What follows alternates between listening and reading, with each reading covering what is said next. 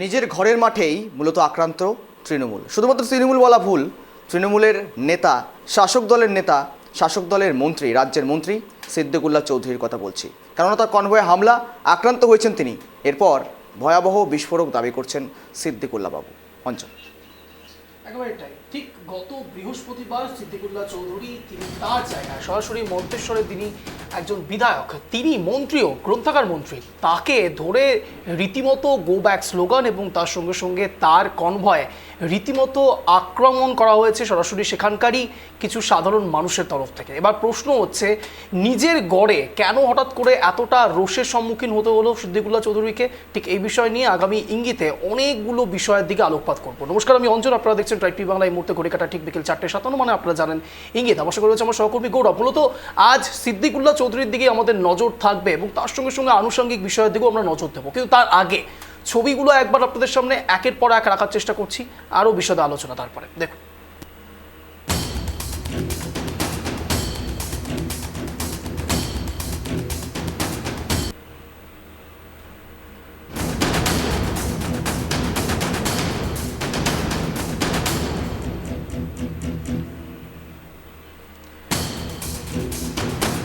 ছবিটা আপনারা ইতিমধ্যে দেখতে পাচ্ছেন। বৃহস্পতিবার রাজ্যের মন্ত্রী সিদ্দিকুল্লাহর উপর হামলা, ভাঙচুর করা হয় মন্ত্রীর গাড়ি, যে ছবি আপনারা ইতিমধ্যে দেখতে পাচ্ছেন ট্রাইব টিভি বাংলার পর্দায়। এবার আপনারা অনেকেই বলতে পারেন বৃহস্পতিবারের ঘটনা কেন শনিবারে হঠাৎ ইঙ্গিত দিচ্ছে ট্রাইব টিভি বাংলা? তার কারণ হলো, ইতিমধ্যে এই দিকে যেমন আমাদের নজর 2-3 দিন ধরে রয়েছে, তার সঙ্গে সঙ্গে আরও কিছু আনুষঙ্গিক বিষয়ের দিকেও আমাদের নজর ছিল। আর ঠিক সে কারণের জন্যই আজ প্রাইম টাইমে এই বিষয়ের দিকে আমাদের নজর রয়েছে। দেখুন, সিদ্দিকুল্লাহ চৌধুরী একা যে মন্তব্য করছেন, তিনি যদি শুধুমাত্র একাই মন্তব্য করতেন তাহলে বিষয়টির দিকে অতটা পরিমাণে হয়তো আলোকপাত না করলেও হতো, কিছুটা এড়িয়ে গেলেও যাওয়া যেত। কিন্তু মন্ত্রী সিদ্দিকুল্লাহ চৌধুরী যদি এই কথা বলে তাহলে তো প্রশ্নচিহ্ন তৈরি হবে। অর্থাৎ ব্যক্তি সিদ্দিকুল্লাহ চৌধুরী আর মন্ত্রী সিদ্দিকুল্লাহ চৌধুরীর মধ্যে যথেষ্ট পার্থক্য রয়েছে। ঠিক যেমনটা ওয়াকফ সংশোধনী আইন নিয়ে একের পর এক বিস্ফোরক বয়ান রেখেছিলেন সিদ্দিকুল্লাহ চৌধুরী, শুধু তাই নয়, বিস্ফোরক মন্তব্য রেখেছিলেন হুমায়ুন কবির থেকে শুরু করে অনেক তৃণমূল নেতৃত্ব। বলা ভালো, সংখ্যালঘু সম্প্রদায়ের নেতারা বিশেষ করে এই বিষয়ের দিকে আলোকপাত করেছেন। দেখুন, মূলত তৃণমূল কংগ্রেসের দিকে বারংবার যে বিষয়ের দিকে অ্যালিগেশন দেওয়া হয়, অভিযোগ আনা হয় যে তারা সংখ্যালঘু তোষণ করছে। অর্থাৎ এক কথায় মুসলমান সম্প্রদায়ের মানুষকে তুরুপের তাস হিসেবে ব্যবহার করছে তৃণমূল কংগ্রেস কিংবা রাজ্য সরকার। 2011 সালের পর থেকে এখনো পর্যন্ত 2025 সাল পর্যন্ত একের পর এক সংখ্যালঘুদেরকে তোষণ করে চলেছে তৃণমূল সরকার। এমনটাই যখন দাবি তোলে বিরোধী শিবির, তখন ঠিক সে জায়গায় তৃণমূল কংগ্রেস, মুখ্যমন্ত্রী মমতা বন্দ্যোপাধ্যায় বারংবার সম্প্রীতির বার্তা দেন, বোঝানোর চেষ্টা করেন যে আমাদের কাছে সবাই সমান এবং একই সঙ্গে একই বৃন্তে দুটি কুসুম। কিন্তু প্রশ্ন হচ্ছে, এ জায়গায় সংখ্যালঘু সম্প্রদায়ের মানুষদের যখন ক্রমাগত নানান সমস্যার সম্মুখীন হতে হচ্ছে, তখন কেন মুখ্যমন্ত্রী মমতা বন্দ্যোপাধ্যায় কিছু বলছেন না? দেখুন, এ জায়গায় ঠিক সিদ্দিকুল্লাহ চৌধুরী কি এমন মন্তব্য করলেন সেটা যেমন আপনাদের কাছে রাখবো, একই সঙ্গে তিনি কি মন্তব্যের দ্বারা ইঙ্গিত করলেন সেটাও আপনাদের সামনে ক্রমশ প্রকাশ। তার আগে সিদ্দিকুল্লাহ চৌধুরী ঠিক কি বলেছেন সেটা একবার শোনাই, দেখুন। নিরাপত্তার জন্য সরকার স্বীকৃতি দিয়েছে। নিরাপত্তার দায়িত্ব হলো পুলিশের। পুলিশের একটা সেকশন আইবির কাজ করে, যে কোথায় কে আছে না আছে, কি করে, সমস্ত তো আইসি জানা। নাটকটা তিনি করেছেন এবং এরকম অপদার্থ পুলিশ অফিসার দেখিনি। এবং যারা করেছে তারা ভাবছে জিতে গেছি। আমার ধারণা হচ্ছে যে 14 বছরের ক্যাবিনেট মন্ত্রিসভায় পুরো ক্যাবিনেট মন্ত্রী এইভাবে আঘাতপ্রাপ্ত হন, এটা প্রচণ্ড দুঃখের বেদনা। আমি যেখানে জানাবার সেখানে জানিয়েছি। শুনতে পেরেন সিদ্দিকুল্লাহ চৌধুরী ঠিক কি বললেন। আইসির বিষয়ে সরাসরি অভিযোগ করলেন তিনি, এবং তিনি যে কথাটি বললেন, কোট আনকোট তিনি বললেন অপদার্থ পুলিশ। অর্থাৎ পুলিশকে বলার অর্থ হলো সরাসরি পুলিশ মন্ত্রীকে বলা। গৌরব, এই বিষয়টা শুধু কিন্তু প্রথমবার সিদ্দিকুল্লাহ চৌধুরী করছেন এমনটা নয়। এই একই রকমভাবে পুলিশ কর্তাকে সরাসরি যেভাবে হুমকি প্রদর্শন করা হয়েছিল বীরভূমের মাটিতে, তাও আমাদের কাছে একেবারে চেনা। বোমা মেরে উড়িয়ে দেওয়া হবে বীরভূমের বাঘ একসময় বলেছিলেন। তারপরে তিহার জেলেও তাকে একসময় যেতে হয়েছিল এবং আবারও তিহার জেল থেকে ফিরে এসে পুলিশ কর্তাকে স্বয়ংবরে একেবারে হুমকি প্রদর্শন করেছিলেন এই বীরভূমের বাঘ অনুব্রত মণ্ডল। মা, বউ সব তুলে যখন খেওর করা হচ্ছে, তখনও পুলিশ মন্ত্রী নিশ্চুপ, স্পিকটি নট। আর ঠিক এ জায়গাতেও সিদ্দিকুল্লাহ চৌধুরী আবারও আইসিকে ধরে এমন ধরনের অভিযোগ আনছেন, এবারও পুলিশ মন্ত্রী স্পিকটি নট। তাহলে প্রশ্ন হচ্ছে, পুলিশ মন্ত্রী কি মেনে নিচ্ছেন? পুলিশ মন্ত্রীকে তাও আমরা খুব ভালো করে জানি গৌরব, মুখ্যমন্ত্রী মমতা বন্দ্যোপাধ্যায়। তাহলে সিদ্দিকুল্লাহ চৌধুরী কি এবার সরাসরি মুখ্যমন্ত্রী মমতা বন্দ্যোপাধ্যায়কেই একযোগে নিশানা করলেন না গৌরব? আর এখানেই নিশ্চয়ই মনে থাকবে তোমার অঞ্চল, যেখানে মালদাতে মূলত খুনের ঘটনা, হুমকি ঘটনা সামনে আসলো, সে সময় মুখ্যমন্ত্রী মমতা বন্দ্যোপাধ্যায় প্রশাসনিক বৈঠক থেকে মালদার এসপিকে এই একই ভাষায় অপদার্থ বলেই বিবেচিত করেছিলেন। অর্থাৎ তিনি যখন রাজ্যের পুলিশ মন্ত্রী, তিনি যখন মুখ্যমন্ত্রী, তিনি কিন্তু পুলিশের উপর এক প্রকার ভরসা করতে পারেননি। তিনি বলেছিলেন যথারীতি মনোযোগ দিয়ে কাজ করতে হবে, দরকার পড়লে কড়া অ্যাকশন নিতে হবে। রাজ্যের যে কোনো নেতাই হোক, যে কোনো মন্ত্রী হোক, কেউ যদি কোনো রকম দোষ করে থাকে তার তদন্ত করতে হবে পুলিশকে। কার্যত এই কথাই বলতে শোনা গিয়েছিল মুখ্যমন্ত্রীকেও। আর সেখানে এবার দেখুন একটা প্রশ্নচিহ্নের বিষয়, রাজ্যের একজন মন্ত্রী যখন তিনি পাস করছেন রোড দিয়ে, তখন কি পুলিশের কাছে ইনফরমেশন নেই? রাজ্যের মন্ত্রী সেখান দিয়ে পাস হবেন, সেখান দিয়ে যাতায়াত করবেন এবং সেখানে একটা উত্তেজনা তৈরি হতে পারে। আগে থেকে তো নিশ্চয়ই পুলিশের কাছে একটা ভাবধারণা বা পুলিশের কাছে একটা ইনফরমেশন থাকার কথা।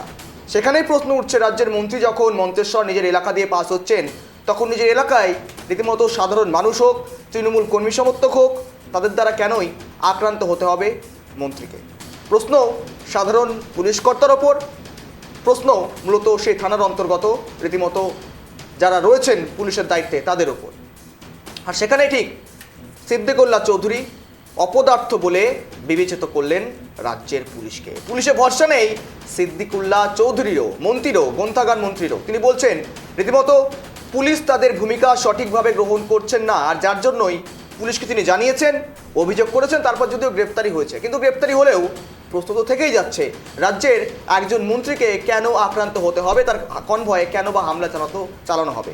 আর সেখানে প্রশ্ন উঠছে, কেন রীতিমতো মন্ত্রী যেখানে ছাড় পাচ্ছেন না, সেখানে রাজ্যের আম জনতা, সাধারণ মানুষ কিভাবে ছাড় পাবে?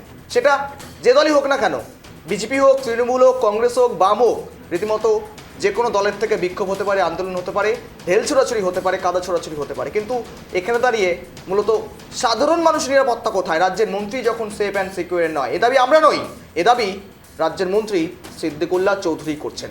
আর রাজ্যের নিরাপত্তা ব্যবস্থা নিয়েও ক্ষোভ উগরে দিয়েছেন সিদ্দিকুল্লাহ চৌধুরী। আমার সহকর্মী অঞ্জন যেমনটা আপনাদের সামনে বললো, যে সময় মূলত ওয়াক অফ বিল নিয়ে কথা হচ্ছিল, এই সিদ্দিকুল্লাহ চৌধুরী আন্দোলন, মূলত বিক্ষোভ একযোগে হুঁশিয়ারি দিয়েছিলেন। অনেক কথা বলেছিলেন সিদ্দিকুল্লাহ চৌধুরী পুলিশের হয়েই। মূলত তিনি ক্ষোভ তো দূরের কথা, রীতিমতো পুলিশকে এক প্রকার এক উচ্চতায় দাঁড় করিয়েছিলেন এবং পুলিশের হয়ে মূলত সাহায্য গিয়ে কথা বলেছিলেন। এবং ওয়াক অফ বিলের সময় পুলিশের যে তৎপরতা, পাশাপাশি পুলিশের একেবারে বারংবারে বিরোধীরা অভিযোগ করে আসলো নিষ্ক্রিয়তার অভিযোগ, বিক্ষোভ ঘুরে টায়ার জ্বালিয়ে বিক্ষোভ, বাড়িঘর ভাঙচুর, বাদ থাকেনি কিছু এই ওয়াক অফ বিলকে ঘিরেই। আর সেখানেই সিদ্দিকুল্লাহ চৌধুরী তখন কিন্তু প্রশ্ন তুলেননি পুলিশের ভূমিকা নিয়ে, পুলিশ কেন নিশ্চুপ রয়েছে, পুলিশ কেন নিষ্ক্রিয়তার অভিযোগ উঠে আসছে।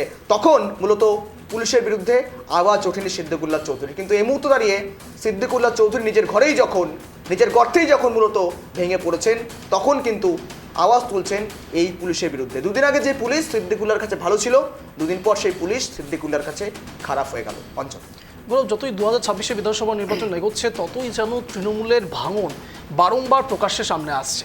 তার কারণ, কেন বলছি ভাঙন, তার কারণ একদিকে সিদ্দিকুল্লাহ চৌধুরীর মতো গ্রন্থাগার মন্ত্রী তিনি যেমন পুলিশের দিকে অভিযোগ আনছেন, একই সঙ্গে হুমায়ুন কবির, একই সঙ্গে শওকত মোল্লা বিভিন্ন সময় একেবারে দলের অন্দরে নানান ত্রুটি বিচ্যুতি নিয়ে প্রকাশ্যে কথা বলছেন। আর ঠিক এখান থেকেই কিছুদিন আগেও আমরা দেখেছিলাম সুব্রত বক্সির যখন তার বাড়িতে সরাসরি বিভিন্ন বৈঠক হচ্ছে, সেখানেও বারংবার করে বলে দেওয়া হয়েছিল যে কোনো রকম প্রকাশ্যে এমন কোনো মন্তব্য কোনো নেতা না করেন যেখান থেকে তৃণমূলের দলের ভাবমূর্তি নষ্ট হয়।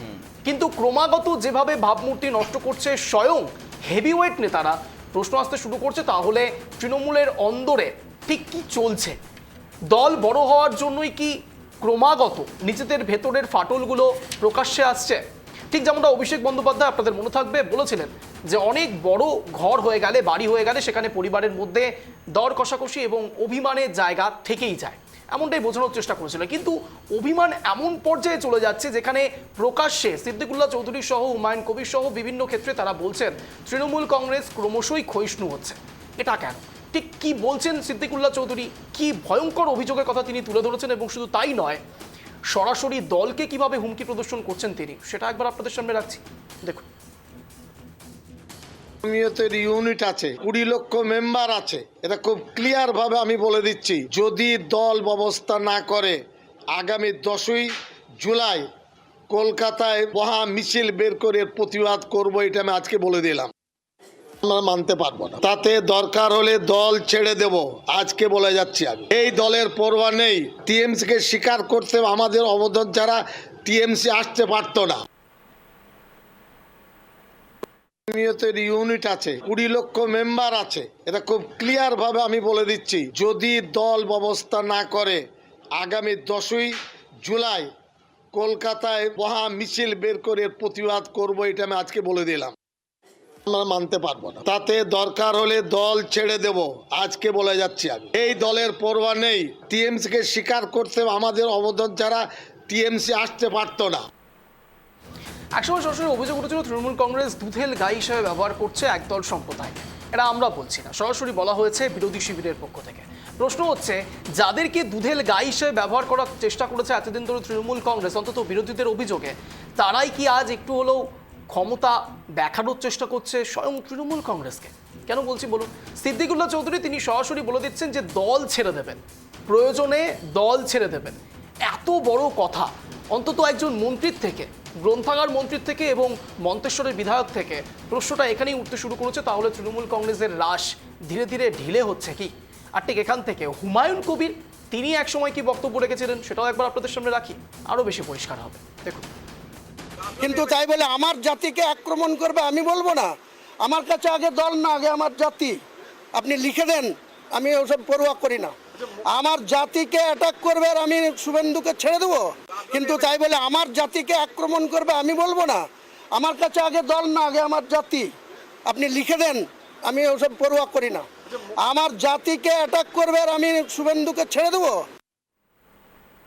আর ঠিক এখান থেকেই প্রশ্ন আসতে শুরু করছে। দেখুন, আপনাদেরকে যেই বক্তব্যটা এখন শোনালাম, এটা আজকের বক্তব্য নয়, বহুদিন আগের বক্তব্য। হুমায়ুন কবির তিনি এই বক্তব্য তখন রেখেছিলেন যখন ঠিক বিধানসভার বাইরে থেকে শুভেন্দু অধিকারী, বিরোধী দলনেতা, তিনি যখন বললেন চ্যাংদোলা করে বাইরে বের করে দেবে 2026-এর বিধানসভা নির্বাচনের পর মুসলমান সম্প্রদায়ের বিধায়কদের। এই মন্তব্য করবার পরই হুমায়ুন কবির বিস্ফোরক এই মন্তব্য করে বসেন এবং তারপরে তাকে শোকজও করা হয়, সাসপেন্ডও করা হয়। কিন্তু প্রশ্ন হচ্ছে, তৃণমূল কংগ্রেস যে বিষয়ের দিকে নজর দেওয়ার চেষ্টা করছে সেই বিষয়ের দিকে সত্যিই কি অপর দিকের মানুষগুলো ভাবছে? কেন বলছি বলুন তো? তার কারণ সংখ্যালঘু সম্প্রদায়ের মানুষকে যত বেশি হাতে আনার চেষ্টা করছে তৃণমূল কংগ্রেস, ততই যেন ফসকে যাচ্ছে রাশ। ঠিক যেমনটা আপনারা জানেন, ফুরফুরা শরীফের ক্ষেত্রেও একই রকম বিষয় সামনে এসেছিল। আপনারা সবাই জানেন, কাসেম সিদ্দিকী তাকে সরাসরি রাজ্য সাধারণ সম্পাদক পদে বসবার পরেই এখন এই মুহূর্তে শওকত মোল্লা থেকে শুরু করে তহা সিদ্দিকী প্রত্যেকেই গোসা করেছে তৃণমূল কংগ্রেসের ওপর। বা অনেকেই বলতে পারেন, তহা সিদ্দিকী তো তৃণমূল কংগ্রেসের সঙ্গে যোগদান করেনি। হ্যাঁ ঠিক, তহা সিদ্দিকী এখনো পর্যন্ত তৃণমূল কংগ্রেসের সঙ্গে যোগদান না করলেও তহা সিদ্দিকীর যে বক্তব্য সেটা অত্যন্ত প্রাসঙ্গিক। তিনি সরাসরি বলে দিয়েছিলেন, তৃণমূল কংগ্রেসের একটু হলেও সংখ্যালঘু সম্প্রদায়ের ওপর ভরসা করতে হয়, সংখ্যালঘু সম্প্রদায়ের ভোট এখানে অত্যন্ত গুরুত্বপূর্ণ। আর যদি কাসেম সিদ্দিকী থাকেন রাজ্য সাধারণ সম্পাদক পদে, তাহলে তৃণমূল বুঝে নেবে এবার 26-এ খেলা হবে। এই একই খেলা হবে স্লোগান যখন দেবাংশু থেকে শুরু করে মুখ্যমন্ত্রী মমতা বন্দ্যোপাধ্যায় থেকে শুরু করে কুণাল ঘোষ থেকে শুরু করে অভিষেক বন্দ্যোপাধ্যায় প্রত্যেকে বলে থাকেন, তখন ঠিক এ জায়গায় সংখ্যালঘু সম্প্রদায়ের হেভিওয়েটরা নানান সময় খেলা হবে স্লোগান দিচ্ছেন, কিন্তু একটু বিপরীত মেরুতে। তাহলে প্রশ্ন হচ্ছে, বিজেপি তাহলে কি শেষবেলায় একটু হলেও জিতে যাচ্ছে? তার কারণ বিজেপি ইতিমধ্যেই হিন্দু মুসলমানের যে বাইনারি তৈরি করবার চেষ্টা করেছিল অন্তত বিরোধী দলনেতা শুভেন্দু অধিকারী, সেই বাইনারিতে একটু হলেও থিতু করে দিয়েছে শ্রমিক ভট্টাচার্য। তিনি বিগত দুদিন আগে সরাসরি তিনি তার বক্তব্যে বলে দিয়েছিলেন, একদিকে দুর্গোৎসব, অন্যদিকে মহরম, দুটোই একসঙ্গে বাংলার বুকে হবে। অর্থাৎ সরাসরি সংখ্যালঘু সম্প্রদায়ের দিকেই টার্গেট করছে বিজেপি।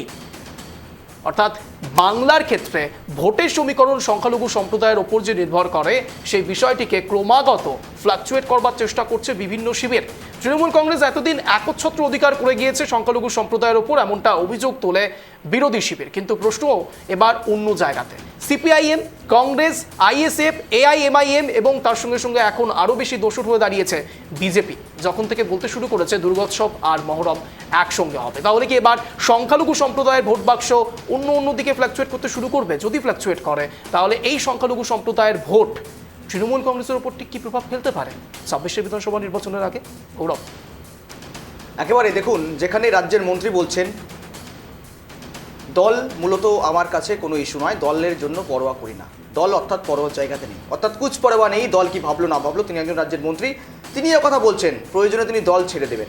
আর সেখানেই এ কথা যদি একজন সাধারণ কর্মী বা সমর্থক বলতেন, হয়তো আপনারা মেনে নিতেন, হয়তো তৃণমূল কর্মী সমর্থকেরা মেনে নিত। কিন্তু রাজ্যের মন্ত্রী, একজন দায়িত্বপ্রাপ্ত মন্ত্রী, গ্রন্থাগার মন্ত্রী, তিনি যখন কথা বলছেন, তিনি তার বলেছেন তিনি তার শাসনকালে তিনি তার মূলত এই বিধায়কের জীবনে, এই মন্ত্রিত্বের জীবনে হয়তো প্রথমবার এমন হামলার শিকার হয়েছেন, আক্রান্তের শিকার হয়েছেন। অর্থাৎ কোথাও তো লজ্জাজনকতা লেগেছে, অর্থাৎ কোথাও তিনি ছোট হয়েছেন বা খাটো হয়েছেন, নিজে থেকে তিনি ভাবার চেষ্টা করেছেন, অর্থাৎ তার কোথাও সেলফ রেসপেক্টে লেগেছে এই বিষয়টি, এবং তারপরই এ কথা বলতে শোনা গিয়েছে। কিন্তু দেখুন, এ তো রাজ্যের মন্ত্রীর গাড়ির ওপর হামলা হয়েছে, তাণ্ডব হয়েছে, কিন্তু এ দৃশ্য কিন্তু প্রথমবার নয়, বাংলার বুকে এ দৃশ্য প্রথম নয়। এখন সিদ্দিকুল্লাহ চৌধুরীর মূলত গাড়িতে যখন হামলা হয়, কনভয়ে যখন হামলা হয়, তখন যখন কথা বলছেন, তখন বিরোধীদের গাড়ির ওপর যখন হামলা হয়, শুভেন্দু অধিকারীর গাড়ির ওপর হামলা হয়, সুকান্ত গাড়ির ওপর হামলা হয়, তখন যথারীতি প্রশ্ন ওঠে তাদেরও নিশ্চয়ই সেলফ রেসপেক্ট রয়েছে, তাদেরও রীতিমতো আঘাত আসে, এবং তখন কিন্তু তারা রাজ্য সরকারের বিরুদ্ধে চরম ক্ষোভ, পুলিশের ওপর চরম ক্ষোভ উগরে দেন। একই রকমভাবে সিদ্দিকুল্লাহ চৌধুরীও ক্ষোভ উগরে দিয়েছেন পুলিশের ভূমিকা নিয়ে। আর আরেকজন বিধায়ক, কিছুদিন আগে ফাইল দেখাচ্ছিলাম, হুমায়ুন কবির, তিনি আবার বলছেন আমার জন্য দল আগে নয়, আমার জন্য জাতি আগে বড়। অর্থাৎ ধর্ম নিয়ে যেন রাজনীতি একেবারেই তুতু ম্যামাতে এসে ঠেকেছে। আর সেখানেই প্রশ্ন উঠছে, যেখানে শুভেন্দু অধিকারী একদিকে বলছিলেন হিন্দুত্ববাদী নিয়ে কথা বলছেন, তখন রাজ্য বিজেপি শ্রমিক ভট্টাচার্য আবার এক কথা বলে ফেললেন, অঞ্জন যেমনটা বলছিল আপনাদের সামনে, যেখানে তিনি বলছেন সংখ্যালঘু সম্প্রদায়দের উদ্দেশ্যে একেবারে কোট আনকোট বলেছেন এ রাজ্যে যেমন দুর্গাপুজো অনুষ্ঠিত হবে তেমনই মহরমও অনুষ্ঠিত হবে একসঙ্গে। অর্থাৎ এ কথা বলার পর থেকেই রীতিমতো সংখ্যালঘু ভোট ব্যাংক মূলত কি ফ্যাক্টর হতে চলেছে অঞ্জন, এ কথা কিন্তু অত্যন্ত তাৎপর্যপূর্ণ 2026-এর আগে দাঁড়িয়ে থেকে। পাশাপাশি তৃণমূলের জন্য কোন চ্যালেঞ্জ, রাজ্যের মন্ত্রী যখন এ কথা বলছেন, দল ছাড়ার হুঁশিয়ারি দিচ্ছেন, তখন ঠিক রাজ্যের মন্ত্রী অর্থাৎ একজন সংখ্যালঘু মন্ত্রী, একজন মাইনরিটি সম্প্রদায়ের মানুষ, ব্যক্তি সিদ্দিকুল্লাহ চৌধুরী, তার নিশ্চয়ই ফ্যান ফলোয়িং রয়েছে, তার নিশ্চয়ই অনুরাগীরা রয়েছেন, তার সমর্থকেরা রয়েছেন, তার এই মন্তব্য একেবারে সরাসরি তার অনুগামীদের, তার সমর্থকদের, সেই সংখ্যালঘু সম্প্রদায়ের ওপর গিয়ে প্রভাব ফেলবে, এ কথা একেবারেই বলা যায়। আর সেখানেই মূলত চ্যালেঞ্জের মুখোমুখি হতে হবে 2026-এর নির্বাচনের আগে, এমনটা বিশ্লেষণ করছে রাজনৈতিক বিশ্লেষকেরা। অঞ্চল গৌরব, এখানে আরও একটা বিষয় অত্যন্ত প্রাসঙ্গিক, তা এখানে উচ্চারণ করতেই হবে, তা হলো এটাও খুব ভালো করে যদি আমরা খেয়াল করি তাহলে আমরা দেখব হুমায়ুন কবিরের ক্ষেত্রে যখন দল আগে নয় জাতি আগে, এ প্রসঙ্গের পরে যখন তাকে রীতিমতো প্রশ্নের সম্মুখীন হতে হয়েছিল দলের তরফ থেকে, উল্টো দিকে বীরভূমের বেতাজ বাদশাহ অনুব্রত মণ্ডল তিনি যখন বক্তব্য রাখছেন আইসিকে সরাসরি মা এবং বউ তুলে যখন খেওর করা হচ্ছে, তখন ঠিক সেই জায়গায় তাকেও ক্ষমা চাওয়ার কথা বলা হচ্ছে। উল্টো দিকে সিদ্দিকুল্লাহ চৌধুরীর ক্ষেত্রে এতটা সুনরম কেন তৃণমূল কংগ্রেসে? কেনই বা মুখ্যমন্ত্রী মমতা বন্দ্যোপাধ্যায় বলছেন শুধুই দুঃখিত? কারণ কি শুধুমাত্র ভোট ব্যাংক? তার কারণ সিদ্দিকুল্লাহ চৌধুরী তিনি যে বক্তব্য রাখতে গিয়ে যেদিকে আলোকপাত করেছেন সেটা অত্যন্ত গুরুত্বপূর্ণ। তার কারণ 26-এ বিধানসভা নির্বাচনের আগে তিনি যে সমীকরণটা বুঝিয়ে দেওয়ার চেষ্টা করলেন, সেই সমীকরণটা আরও একবার আপনাদের সামনে রাখবো, আপনারা বুঝতে পারবেন ঠিক কোন সমীকরণের দিকে তাকিয়ে মুখ্যমন্ত্রী মমতা বন্দ্যোপাধ্যায় অন্তত সিদ্দিকুল্লাহ চৌধুরীর ক্ষেত্রে অতটা সুর নরম করে ফেলেছেন, অন্তত গরম না করে দুঃখিত বলেছেন। দেখাবো আরও একবার।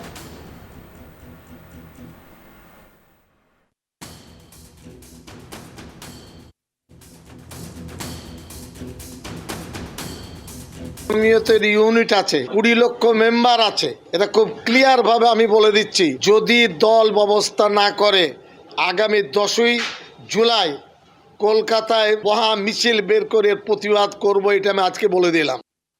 আমরা মানতে পারবো না, তাতে দরকার হলে দল ছেড়ে দেব, আজকে বলে যাচ্ছি। আমি এই দলের পরোয়া নেই, টিএমসি কে স্বীকার করতে আমাদের অবদান ছাড়া টিএমসি আসতে পারতো না।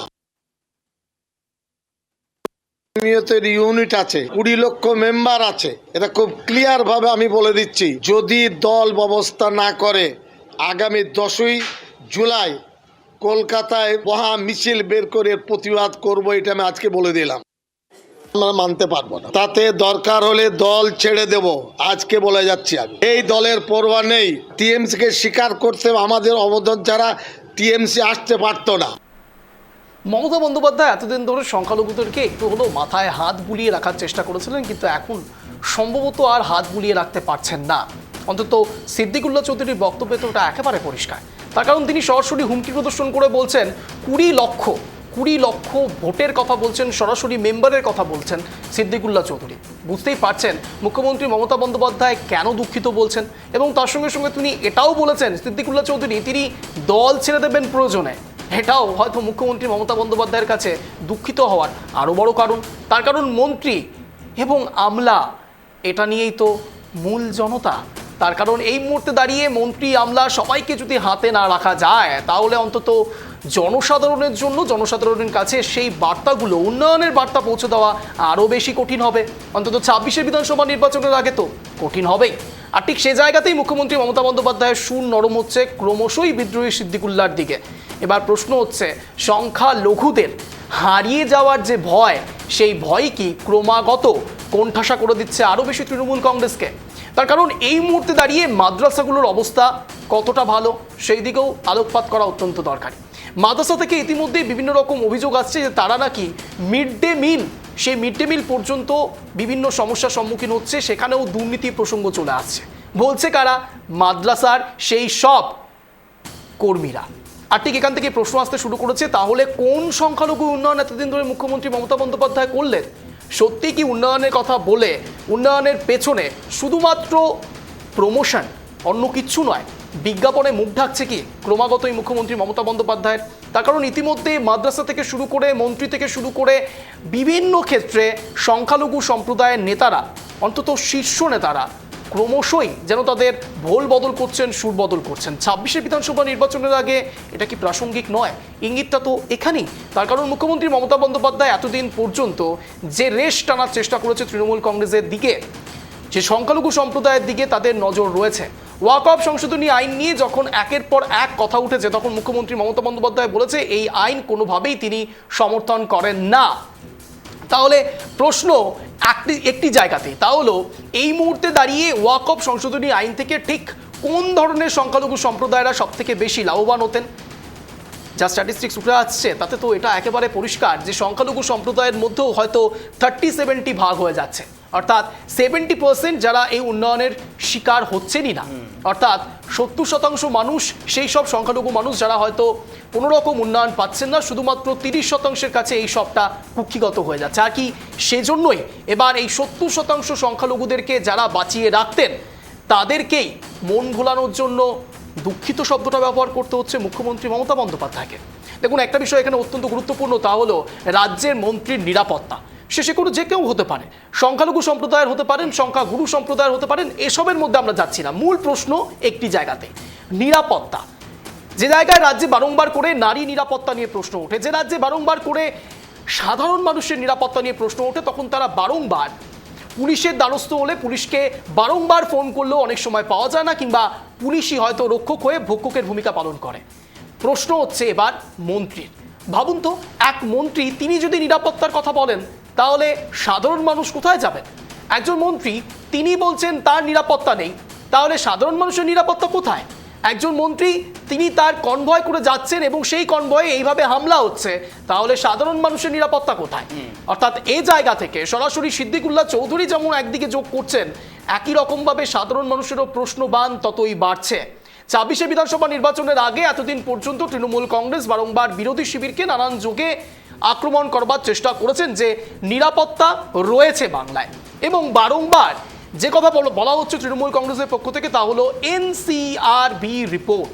অর্থাৎ কেন্দ্র সরকার যে এনসিআরবি রিপোর্ট তৈরি করছে, সেখানে বলা হচ্ছে কলকাতা সেফেস্ট সিটি। ঠিক আছে, ফাইন। তাহলে প্রশ্ন হচ্ছে এত কিছু ঘটছে কে করে? প্রশ্ন এবং উত্তর সবটাই প্রশ্নের মধ্যেই ধাঁধার মতো করে রয়েছে। কেন বলছি বলুন তো? সম্পূর্ণ গুগলি হচ্ছে 26 বিধানসভা নির্বাচনের আগে। একদিকে এনসিআরবি রিপোর্টকে যখন হাতিয়ার করছে তৃণমূল কংগ্রেস, উল্টো দিকে সিদ্দিকুল্লাহ চৌধুরীর মতো মন্ত্রী তিনি বলছেন নিরাপত্তা নেই। পুলিশের দিকে সরাসরি নিশানা করা হচ্ছে, কিন্তু প্রশ্ন হচ্ছে এনসিআরবি রিপোর্টটাও কি নেহাত ফেলে দেওয়ার মতো? এনসিআরবি রিপোর্ট মূলত ঠিক কিভাবে হচ্ছে? এনসিআরবি রিপোর্টও পুলিশ, স্থানীয় পুলিশের ওপর নির্ভর করে, অর্থাৎ স্থানীয় পুলিশ ঠিক কতটা পরিমাণে বলছেন যে কতটা কেস ফাইল হচ্ছে কিংবা হচ্ছে না। এমনও প্রশ্ন তো উঠে আসছে যে জিরো এফআইআর, এটাও নাকি বাংলার বুকে আজকাল ঘটছে। তাহলে প্রশ্ন হচ্ছে কতটা নিরপেক্ষ থাকতে পারবে এনসিআরবি? প্রশ্নটা আপনাদের, ভাবুন, বুঝুন, বলুন। গৌরব। একেবারেই ভাবনার এখন সময়, ভাবনার এখন বিষয়, কেননা 26-এর নির্বাচন, আর জনতা তখন ঠিক করবেন কে হবে বাংলার পরবর্তী মুখ। আর সেখানে রাজ্যের মন্ত্রী যখন একথা বলছেন বাংলায় নাকি নিরাপত্তা নেই, রাজ্যের নিরাপত্তা নেই, একজন মন্ত্রী হামলার শিকার হচ্ছেন। আচ্ছা অঞ্জন, শুধুমাত্র কি হামলার জন্য তিনি দুঃখিত, নাকি তাকে চোর, বাটপার, মূলত বলা যায় চিটিংবাজ বলে স্লোগান দেওয়া হয়েছে, কালো পতাকা দেখানো হয়েছে? এই প্রশ্ন কিন্তু থাকছে, কেননা যে এলাকার তিনি বিধায়ক, সেই এলাকাতেই রীতিমতো যাচ্ছিলেন, আর সেখানে নাকি তিনি হয়তো নিজের এলাকার কাজ করতে পারেননি, উন্নয়ন করতে পারেননি, সেজন্যই একদল সাধারণ মানুষ জোট হয়ে যথারীতি বলা যেতে পারে মন্ত্রীর ওপর একটা অতর্কিতে হামলা চালায়, একেবারেই বাধ্য হয়ে। আর সেখানে মূলত প্রশ্ন উঠছে কেন এমন ঘটনা বারংবার হবে, আর কেনই রাজ্যের মন্ত্রীকে, রাজ্যের মূলত বিধায়কদের রাস্তা দিয়ে পাস হওয়ার সময় চোর, চিটিংবাজ, দুর্নীতিবাজ বলে আখ্যায়িত করা হবে? এ বিষয় কি লজ্জার বিষয় নয় অঞ্চল? বলো, তুমি যেদিকে আলোকপাত করলে এটা বারংবার বলতে হবে, তা হলো ক্রমাগতই আমরা দেখেছি যে 2011 সালের পর থেকে অন্তত রাজ্যের বুকে ক্রমশই যেন রাজনীতি নিম্নমুখী। সে বিরোধী শিবির হোক কিংবা শাসক শিবির হোক, দুপক্ষ থেকেই একই রকম বিষয়, ছবি সামনে আসে। কেউ বা কাউকে চোর বলে স্লোগান দিচ্ছে, কেউ বা কাউকে বলছে দুর্নীতিবাজ, চিটিংবাজ, আরও অনেক রকম ভাষা প্রয়োগ করা হয় রাজনীতিতে আজকাল। সেই বিষয় নিয়ে আলোকপাত নাই করলাম, কিন্তু প্রশ্ন হচ্ছে খেওরের রাজনীতি কবে থেকে শুরু হলো বাংলায়? অন্তত একেবারে গ্রাউন্ড জিরোতে যারা সাধারণ কর্মী, তারা নানান সময় নানা কথা বলতে পারে। সেক্ষেত্রে হাই লেভেল নেতা যারা থাকবেন, শীর্ষ নেতৃত্ব যারা থাকবেন, তারা তো তাদেরকে বোঝাবে। উল্টো সেটা না করে শীর্ষ নেতৃত্বরাও নানান রকম কথা হচ্ছে। শাসক যখন বিরোধীকে খেওর করে, বিরোধী যখন শাসককে খেওর করে, মূল খেওর কাকে করা হয়? শুধুমাত্র শাসক বিরোধীকে কিংবা বিরোধী শাসককে? হয়তো নয়, হয়তো খেওরটা করা হচ্ছে সরাসরি জনসাধারণকে। তার কারণ যে রাজনীতিতে ক্রমশই নিম্নমুখী গ্রাফ যায়, অন্তত বাগবিতণ্ডার দিক থেকে, ভাষাগত চয়নের দিক থেকে, সেখানে তো প্রশ্ন আসতে শুরু করে নিরাপত্তা তো বালাই। প্রশ্ন হচ্ছে কখন সুষ্ঠুভাবে রাজনীতিটা করতে শিখবে স্বয়ং জনপ্রতিনিধিরা? তার কারণ জনপ্রতিনিধিরাই তো ইদানিংকালে নানান রকম মন্তব্য করে ফেলছেন, ঠিক যেমনটা এখন সাধারণ মানুষের মধ্যে প্রতিক্রিয়া আসতে শুরু করেছে। কেউ বা বলছেন গো ব্যাক স্লোগান, কেউ বা বলছেন চোর। সুকান্ত মজুমদারের প্রসঙ্গটা নিশ্চয়ই আপনাদের মনে থাকবে। বজবজে যখন সুকান্ত মজুমদার গেলেন, তখন তাকে শুধুমাত্র চোর বলা হলো এমনটা নয়, গো ব্যাক স্লোগান দেওয়া হলো, কালো পতাকা দেখানো হলো, এবং সুকান্ত মজুমদারের পাল্টা বক্তব্য ছিল, বলবো তোর বাবা চোর। বলছেন কে? সুকান্ত মজুমদার। এটাই এখন রাজনীতির মূল ধারাপাত। গৌরব। কিন্তু উল্লেখযোগ্য বিষয়, যিনি এই এলাকায় এগিয়েছিলেন, অর্থাৎ সুকান্ত মজুমদার যে এলাকায় গিয়েছিলেন, সেটা না ছিল তার কেন্দ্র, না ছিল তার জিতে আসা কোনো সিট, কিন্তু মন্তেশ্বর, যেটা সিদ্দিকুল্লাহ চৌধুরীর নিজের এলাকা, সেই এলাকারই তিনি বিধায়ক। সেই এলাকাতে গিয়ে রীতিমতো চোর স্লোগান, বিক্ষোভের সামিল, আক্রান্তের শিকার হতে হয় সিদ্দিকুল্লাহ চৌধুরীকে। আর সেখানে সিদ্দিকুল্লাহ চৌধুরী বড়সড় মিছিলের প্রতিবাদের ডাক দিচ্ছেন, রাজপথে নামবেন আগামীতে 10ই জুলাই যদি রাজ্য সরকার দল ব্যবস্থা না করে। তিনি সাফ বলেছেন, দল যদি ব্যবস্থা না করে দলের জন্য কুছ পরোয়া নেই। এই কথাই কার্যত বলে দিয়েছেন। 20 লক্ষ মেম্বার রয়েছে, 400খানা ইউনিট রয়েছে, 1200খানা মাদ্রাসা রয়েছে, সকল সদস্যদের নিয়ে নাকি রাস্তায় নামবেন, রাজপথে নামবেন। তাহলে ভাবতে পেরেছেন রীতিমতো সংখ্যালঘুদের ওপর কতটা প্রভাব পড়তে চলেছে, যে এই সংখ্যালঘুদের ওপর বেস করেই মূলত শাসক দল হোক বা বিরোধী শিবির হোক রাজনীতি দুতরফই করেন, অর্থাৎ দুতরফ থেকেই রাজনীতি শুরু উঠে আসে এই সংখ্যালঘুদেরকে নিয়েই।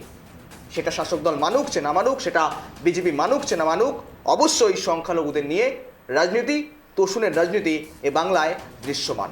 একেবারেই ইঙ্গিত দেওয়ার চেষ্টা হচ্ছে এখানে, একেবারেই 2026-এর নির্বাচনের পূর্বে দাঁড়িয়ে রাজ্যের মন্ত্রীর এহেন আচরণ, এহেন বক্তব্যে রীতিমতো কি প্রভাব পড়তে পারে, কোন চ্যালেঞ্জের মুখোমুখি হতে পারে একেবারেই রাজ্যের শাসক দলকে, তৃণমূলকে, রাজ্যের সরকারকে।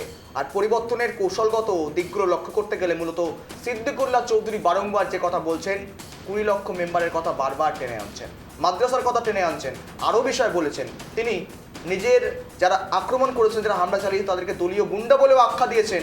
এই বিষয় হয়তো আপনাদের সামনে শোনালাম না, কিন্তু এই বিষয়ে তিনি কথা বলেছেন। এই বিষয় নিয়ে মুখ খুলতে রীতিমতো কিন্তু যেমনটা অঞ্জন বলছিল, মুখ্যমন্ত্রী বলছেন এ বিষয়ে দুঃখিত। আর সেখানেই অপদার্থ বলেই পুলিশকে আখ্যায়িত করা হয়েছে। কসবাকাণ্ড দেখেছেন, আরজিকর দেখেছেন, নিরাপত্তা নিরাপত্তা নিরাপত্তা, একই প্রশ্ন বারংবার উপরে উপরে খাচ্ছে রাজ্যের জনগণকে। অর্থাৎ নিরাপত্তা আদতেও কবে মজবুত হবে, কবে এই সমস্যার সমাধান হবে গোটা রাজ্যে, এই প্রশ্নের উত্তর হয়তো কারোর কাছেই নেই। আর এখানেই কাদা ছোড়াছুড়ি রাজনীতি ইতিমধ্যেই শুরু হয়েছে।